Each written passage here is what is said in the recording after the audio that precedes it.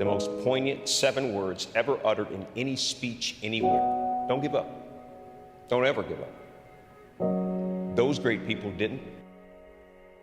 I now have a responsibility to also not ever give up. Live, fight like hell. And when you get too tired to fight, then lay down and rest and let somebody else fight for you. You can't be scared to die for the truth. The truth is the only thing that's ever going to be constant. And you can't fear what might happen to you if you were to tell the truth. Because what happens to you if you don't tell the truth is worse than telling the truth will ever be. Never give up, work hard, and continue to learn. Not only do I talk the talk, I try and walk the walk.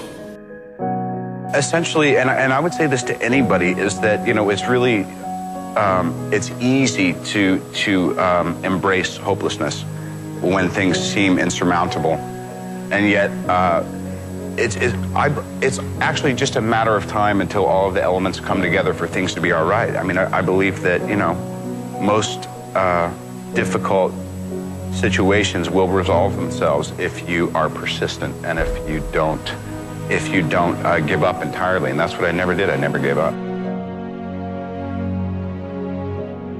If you're convinced that you're going to fail or fall or get hurt, that will come to fruition because that's what you're visualizing.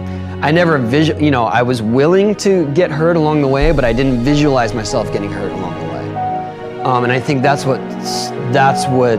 stops a lot of people, and that's really what separates a lot of people from being world champions or from being as good as they can, because they stop at some point saying, oh no, I am not capable of this, or I'll probably get hurt doing this.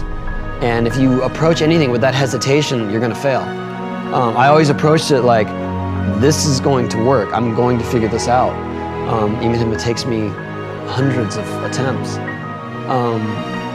And I wasn't, the idea of falling and getting back up again, that didn't really bother me at all. When you're young and you're a kid, you have so many. I grew up in the hood, man. I'm Flint, Michigan, where I'm from. And they say, if you're Terry Crews, you can do anything you want to do. You can do anything you want to do. And then as soon as you go to class, you tell them what you want to do, and they're like, man, what make you think you're going to do something like that, man? You crazy? Yeah. And I say, okay, wait, which one is it? Now, can I do it or can I do it? What? Right. And so I started to call people on that. I said, you know what? I'm going to go for it. I'm going to just try something that I've never done before. I want to design furniture. I want to be a part of this thing. So I'm going. And you know what happened? The stuff worked. If you just force yourself to take a couple small steps, there's always a surprise.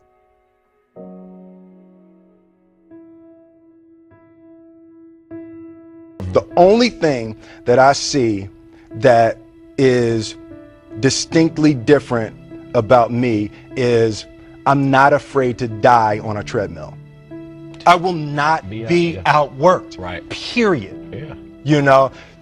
You might have more talent than me, you might be smarter than me, you might be sexier than me, you might be all of those things. You got it on me in 9 categories. But if we get on the treadmill together, right, there's 2 things. You're getting off first, or I'm gonna die. It's really that simple. Growing up, I grew up, I wasn't the richest, but I had a rich family in spirit and in support. And, standing here with 19 championships is something I never thought would happen. I went on the courts with just a ball and a racket and a hope, and that's all I had. And it's inspiring for all you guys out there that want to do something and want to be the best that you can be and want to do the best that you can do. You just never give up, because you never know what can happen. You never know who you can inspire. A lot of times I'll be in a 200-mile run or something like that, and I'm all jacked up. Body's broken, mind's broken, spirit's broken. I start to say, what if I can pull this off? When I first walked into the Navy SEAL recruiter's office, he looked at me and said, there's only been 35 African Americans in 70 years make it through. You know what I said to myself? What if I can be the 36th? It's the what if I can pull off a miracle. What if I can become someone that no one thinks I can be? And just me talking about that, I have the hair going up on my arms because it makes me just like, what if?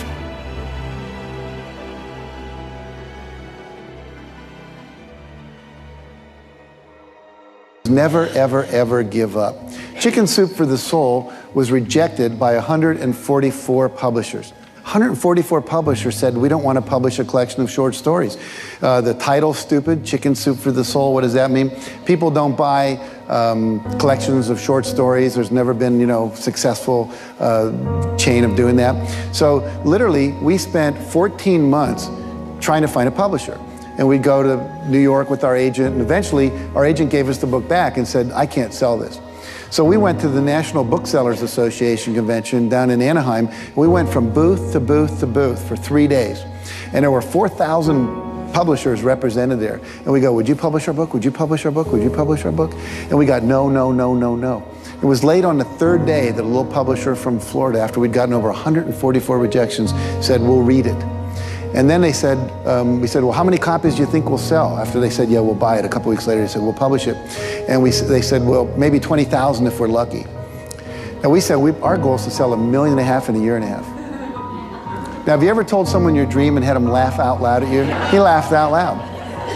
Now, if we had given up after 100 publishers had said no, I wouldn't be standing here today. Wouldn't have happened. And so you've got to be willing to persevere. Because we didn't take no. See, when the world says no, you say next. Only 5 or 6 billion people out there you can go and ask, right? There's over 4,000 publishers just here in the state of California. So what we have is this endless possibility, but you have to persevere. It's as if the universe tests our commitment. And so today we have 147 titles in print. We sold over 115 million copies. We're in 47 languages. And over $1 billion worth of Chicken Soup for the Soul books have been sold worldwide. So if you're willing to decide what you want, believe it's possible, consciously envision the future, feel the feelings of what it would feel like if you had achieved this goal, you can have anything, and then you take action, both obvious actions and inspired action. You can do anything. We were forced in the beginning. I wish I could say we were geniuses and say we're going to start our own company. That's not what happened. In the beginning, we went to every single label, and every single label shut their door on us. The genius thing that we did was we didn't give up. We didn't say, because these guys, we use that what do they know approach. We didn't give up at that point. I think that was the genius thing we did. We started selling our own CDs and we built our own buzz, and then the record company came back to us. So now we had a different negotiation. It wasn't the same artist label relationship. Now we retain ownership in our own company, and it was the best thing for us. What age should one give up on their dream? Never. Goethe said this, Henry Ford said this, Rockefeller said this, you're only as young or as old as your dreams. And as long as you still have dreams and visions and goals, they keep you young. It's the most amazing darn thing. One of the greatest pieces of advice I've ever gotten in my life was from my mom. When I was a little kid, there was a kid who was bugging me, in school. And she said, okay, I'm going to tell you what to do. She said, the kid's bugging you. He puts his hands on you. You pick up the nearest rock or whatever you can get your hands on, and you lay him out. And I did, and I felt better, and it worked. For me, that was a great lesson, because someone had invaded my space, invaded my being, and was doing something against me that I didn't want to be done. So I took control of the situation and I ran with it. And many years later, after being, turned into a product, by a very huge corporation that had their hands all over me, and I couldn't escape it. you know. I promised myself that I would continue to move forward and do my best not to compromise in any way whatsoever, you know, not allow anyone to put their hands on me. I don't know what that dream is that you have. I don't care how far-fetched it might appear to be. I don't care how disappointing it might have been as you've been working toward that dream. But here's what I know, that dream that you're holding in your mind, that it's possible. See, sometimes we can't say, I can do that. But what we can say, that it's possible that I can have my dream.